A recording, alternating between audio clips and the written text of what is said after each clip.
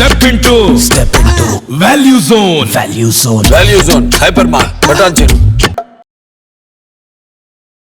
Hi hello నమస్తే, welcome back to India's largest digital network Suman TV.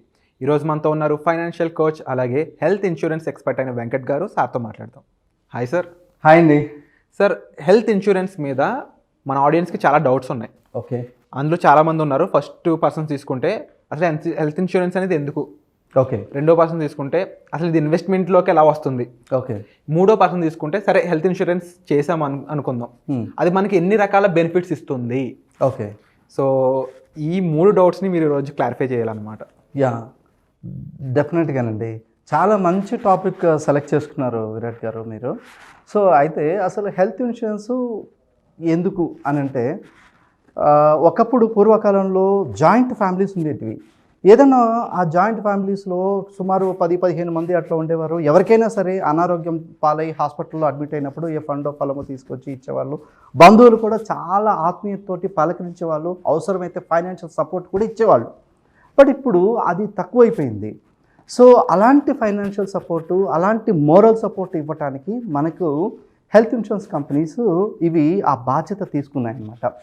So ఇది అందుకు ఆ ఫైనాన్షియల్ సపోర్టు, ఆ మోరల్ సపోర్టు, ఎక్కడ ఏం జరుగుతుందో, ఎక్కడ ఏం చేయాలో తెలియనట్టు అగమ్య గోచరమైనటువంటి పరిస్థితుల్లో ఇది మనకు కరెక్ట్గా దారి చూపిస్తుంది. అందుకే హెల్త్ ఇన్సూరెన్స్ కావాలి. అయితే ఇది ఫైనాన్షియల్ ఇన్వెస్ట్మెంట్కి వస్తుందా, మనీ రిలేటెడ్ అన్నప్పుడు అసలు మనిషికి ముందు ఇన్వెస్ట్మెంట్, మనీ, ఫైనాన్షియల్ ప్లానింగ్ అంటేనే ముందు వచ్చేది హెల్త్ ఇన్సూరెన్స్ అంటే. ఎలా అంటే ముందు డబ్బు సంపాదించడం వరకే చాలామందికి తెలుసండి. మీకు డబ్బు సంపాదించడం తెలుసు కానివ్వండి, డబ్బుని ఎలా మేనేజ్ చేయాలో చాలామందికి తెలియదు. అది ఎవరు ఎక్కడ కూడా సరైనటువంటి పాఠాలు కూడా చెప్పరు. సో ఫర్ ఎగ్జాంపుల్ మీకు ఒక చిన్న ఎగ్జాంపుల్ చెప్పాలంటే, మనం ఒక ఇల్లు కడుతున్నాం. ఇల్లంతా కూడా బాగా కన్స్ట్రక్ట్ చేసాము. ఆ పైన ఒక అందమైనటువంటి వాటర్ ట్యాంక్ పెట్టాం. చాలా బ్యూటిఫుల్గా బిల్డింగ్ కట్టాం. పైన అందమైన వాటర్ ట్యాంక్ ఉంది. ఆ చుట్టూ ట్యాప్ లీకేజ్ ఉందనుకోండి, మనం వాటర్ ట్యాంక్లో వాటర్ పోసినా కూడా నిండుతుందండి. సో అలాగే జీవితాంతం కష్టపడి మనం డబ్బు సంపాదిస్తుంటాము. వేస్టేజ్ ఖర్చు అంతా కూడా పోతూ ఉంటుంది. సో ఆ వేస్టేజ్ని, ఆ లీకేజ్ని కాపాడుతూ మనం సక్రమంగా డబ్బును వినియోగించుకోవాలి అని అంటే, డబ్బుని సేవ్ చేసుకోవాలి అని అంటే, ఆ డబ్బును కాపాడుకోవాలంటే కావాల్సింది హెల్త్ ఇన్సూరెన్స్. అందులో ఫైనాన్షియల్ ప్లానింగ్లో భాగంగా మొట్టమొదటిగా వచ్చేది ఈ హెల్త్ ఇన్సూరెన్స్ అండి. కష్టపడి సంపాదించిన సొమ్ము ఖర్చు కాకుండా కాపాడడానికి కావాల్సిందే health insurance. I agree sir. ఇప్పుడు అంటే మీరు చెప్పిన పాయింట్లో చూసుకుంటే ఇన్ ఫ్యూచర్ అనవసరంగా లక్షలు తాగలేసే బదులు ప్రీ ప్లానింగ్ ఉంటే హెల్ప్ అవుతుంది అన్నట్టు. 100% అండి, 100%. ఇక్కడ మరొక చిన్న ఎగ్జాంపుల్ చెప్తాను. ప్రీ ప్లానింగ్ లేకుండా అసలు ఇప్పుడు ప్రతిదీ కూడా, ఈవెన్ ఒక సినిమా చూడాలంటే ముందు టికెట్ బుక్ చేసుకుంటాం. ఒక్కరోజు ప్రయాణం చేయాలంటే, 2 గంటలు ప్రయాణం చేయాలన్నా, ఈవెన్ ట్రైన్లో టికెట్, బస్ టికెట్ ముందుగానే బుక్ చేసుకుంటాం, రిజర్వేషన్ చేసుకుంటాం. అలాంటిది జీవితాంతం 100 సంవత్సరాలు బతికేటువంటి ఈ దేహంకి మనం ఇన్సూరెన్స్ చేసుకోకుండా ఎలా ప్రయాణం చేస్తామండి? ఎలా జీవితాన్ని ఎలా ప్రయాణం సాగిస్తాం చెప్పండి? ఇంకో డౌట్ సార్ నాకు. బేసిక్గా అంటే ఇప్పుడు యాపిల్ ఫోన్ లాంటివి తీసుకుంటే వీటికి కూడా ఇన్సూరెన్స్ ఉంటుంది. కానీ ఎందుకు మనుషులు మాత్రం ఇన్సూరెన్స్ కొంచెం వాయిదా వేస్తుంటారు, అప్పుడే అవసరం లేదేమో అన్నట్టు. బట్ ఇన్సూరెన్స్ త్వరగా తీసుకున్నట్లయితే, ఫర్ ఎగ్జాంపుల్ ఇన్సూరెన్స్ అనేది 30 ఏళ్ళు 40 ఏళ్ళు అప్పుడు తీసుకునే కంటే కూడా ఒక 25 ఏళ్ళు ఆ టైంలో తీసుకుంటే ఉండే బెనిఫిట్స్ ఏంటి? బెనిఫిట్స్ ఏంటంటే, ఆ టైంలో తీసుకుంటే వాళ్ళు హెల్తీగా ఉంటారు. ఫస్ట్ పాయింట్, ఏజ్ తక్కువ కాబట్టి ప్రీమియం కూడా చాలా తక్కువ ఉంటుంది. అండ్ వెయిటింగ్ పీరియడ్స్ ఉంటాయి. ప్రతి ఇన్సూరెన్స్ కంపెనీలో కూడా, ప్రతి ప్లాన్లో కూడా వెయిటింగ్ పీరియడ్స్ ఉంటాయి. ఈ వెయిటింగ్ పీరియడ్స్ అన్నీ కూడా మనం దాటుకొని ముందుకు రావచ్చు కొంచెం ఏజ్ వచ్చిన తర్వాత. అంటే 25 ఇయర్స్లో ఒక అబ్బాయి ఎవరైనా ఇన్సూరెన్స్ తీసుకున్నారనుకోండి, ఒక 3 ఇయర్స్ 4 ఇయర్స్ దాటిన తర్వాత అన్ని వెయిటింగ్ పీరియడ్స్ అన్నీ కూడా దాటి వచ్చేస్తారు. అప్పుడు మనం ఏ జబ్బు వచ్చినా కూడా ఈజీగా క్లెయిమ్ అవుతుంది. అందుకు మనం ఎర్లీ ఏజ్లో మన క్లెయిమ్ తీసుకోవాలి. ఫర్ ఎగ్జాంపుల్ ఎర్లీ ఏజ్లో తీసుకున్నారనుకుందాం, మనీ టైమ్స్లో మాట్లాడితే ఒక ఎగ్జాంపుల్ చెప్తారు, ఎంత అమౌంట్ పడుతుంది, ఎంత అమౌంట్ కట్టాల్సి ఉంటుంది, తర్వాత ఏ విధంగా మనకి హెల్ప్ అవుతుంది, ఎంతవరకు మనకి అది స్పాన్ ఉంటుంది దాన్ని? ఫర్ ఎగ్జాంపుల్ మీరు అన్నట్టు ఒక 25 ఇయర్స్ వయసు ఉన్నటువంటి వ్యక్తి ఇన్సూరెన్స్ తీసుకుంటే అరౌండ్ 3,900 రూపీస్లో ఒక 3 లక్షల రూపాయల వరకు ఇన్సూరెన్స్ కవరేజ్ ఉంటుందండి. ఇది 3,900 రూపీస్ అండి. ఆడియన్స్ కూడా 3,900 రూపాయలకి 3 లక్షల రూపాయల ఇన్సూరెన్స్. హెల్త్ ఇన్సూరెన్స్ అండి. ఎంత 3 లక్షల రూపాయలు ఒక ఫ్రెండ్ని అడిగి చూడండి ఎప్పుడైనా, లేదా బంధువుని అడిగి చూడండి. మీకు నేనున్నానని చెప్పేసి ఆయన ఏమన్నా భరోసా ఇస్తారేమో. ఒకవేళ భరోసా ఇస్తే కనుక ఈ 3,900 రూపాయలు మీరు ఖర్చు పెట్టద్దు, ఇది వేస్ట్.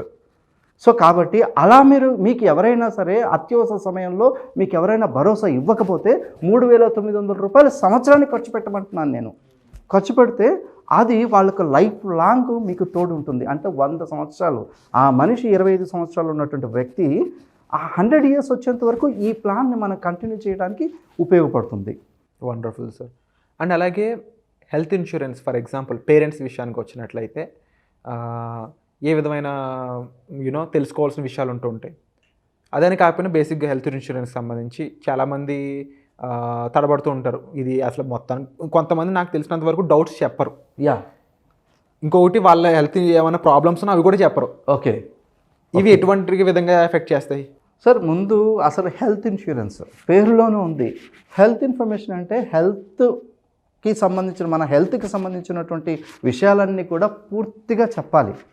కంపెనీకి పూర్తిగా చెప్తే ఆ కంపెనీలో ఒక హెల్త్ ఇన్సూరెన్స్ కంపెనీలో ఒకటే ప్లాన్ ఉండదు. దాదాపు ఒక 30 రకాల 40 రకాల ప్లాన్స్ ఉంటాయి. ఒక్కొక్క కంపెనీ ఆ కవరేజ్ని బట్టి, కంపెనీ యొక్క సీనియారిటీని బట్టి, కంపెనీ యొక్క నెట్వర్క్ని బట్టి, కంపెనీ యొక్క టర్నోవర్ని బట్టి ఆ కంపెనీలో కనీసం ఒక 20 ప్లాన్లో 30 ప్లాన్లో ఉంటాయి. ఎవరికి ఏ ప్లాన్ ఎలా సూట్ అవుతుందో అని చెప్పేసి కస్టమైజ్ చేసి మనం కనుక హెల్త్ ఇన్సూరెన్స్ తీసుకుంటే కనుక చాలా అద్భుతంగా ఉపయోగపడుతుంది. ఇందులో మనం జాగ్రత్తగా గమనించి తీసుకోవాల్సింది ఏంటంటే కోపేమెంట్స్ ఒకటి మనం జాగ్రత్తగా గమనించి తీసుకోవాలి. తర్వాత వెయిటింగ్ పీరియడ్స్ ఒకటి. ఈ వయసులో ఉన్నటువంటి వాళ్ళకి మీరు అన్నట్టుగా పేరెంట్స్ కోసం మనం మాట్లాడుతున్నాం కాబట్టి వెయిటింగ్ పీరియడ్స్ ఎంతకాలం ఉంది అంటే, ఫర్ ఎగ్జాంపుల్ ఇప్పుడు బీపీ, షుగరు, తర్వాత థైరాయిడ్ ఇట్లాంటి సమస్యలన్నీ కూడా కామన్ అయిపోయినాయి. కాబట్టి ఇలాంటి సమస్యలు ఉన్నప్పుడు హెల్త్ ఇన్సూరెన్స్ తీసుకుంటే వెయిటింగ్ పీరియడ్ ఎంతకాలం ఉంటుంది అంటే, దే ఆర్ కవరింగ్ డే 1 నుంచి కవర్ చేస్తున్నారా, 1 ఇయర్ నుంచి కవర్ చేస్తున్నారా, 2 ఇయర్స్ నుంచి కవర్ చేస్తున్నారా, 3 ఇయర్స్ నుంచి కవర్ చేస్తున్నారా, ఇలా వెయిటింగ్ పీరియడ్స్ చూసుకొని వాటి యొక్క ప్రీమియం ఎంత పడుతుంది, కోపేమెంట్స్ ఎంత ఉన్నాయి, దానికి సంబంధించిన రూమ్ రెంట్స్ ఎంత ఇస్తున్నారని చెప్పేసి చూసుకొని మనం ప్లాన్ కనుక తీసుకుంటే కనుక మంచి బెనిఫిట్ అనేది మనం పొందవచ్చు. Wonderful sir. And I think A to Z ఓవరాల్గా హెల్త్ ఇన్సూరెన్స్ సంబంధించి కవర్ చేశారు. అండ్ మోర్ ఓవర్ ముఖ్యంగా తీసుకోవాల్సిన జాగ్రత్తలు, తెలుసుకోవాల్సిన విషయాల గురించి కూడా ఐడెంటిఫై చేశారు ఇక్కడ మీరు. అండ్ మీరు అడ్రస్ చేసిన పాయింట్స్ చూసుకున్నట్లయితే హెల్త్ ఇన్సూరెన్స్ అనేది ఒక మనిషి దగ్గర ఎలా ఉంటుందో హెల్త్ ఇన్సూరెన్స్ కూడా అలాగే ఉండాలనేది అంత ఇంపార్టెన్స్ ఉందని అర్థమైంది. బికాజ్ లైఫ్ అనకన్నా ఇంపార్టెంట్ విషయం ఏది ఉండదు. ఇప్పుడు టు బీ ఫ్రాంక్ మనం ఒక ఫోన్ కొన్నా, ఒక కార్ కొన్నా అది మన కోసం. సో మన కోసమే హెల్త్ ఇన్సూరెన్స్ అనేది కూడా. So wonderful information sir. Thank you so much. తప్పకుండా మరిన్ని ఎపిసోడ్స్తో మళ్ళీ మీ ముందుకు రాబోతున్నాము. వచ్చే ఎపిసోడ్లో మళ్ళీ కలుద్దామండి. మీకు ఎటువంటి డౌట్స్ ఉన్నా సరే కామెంట్ చేయడం మర్చిపోవద్దు.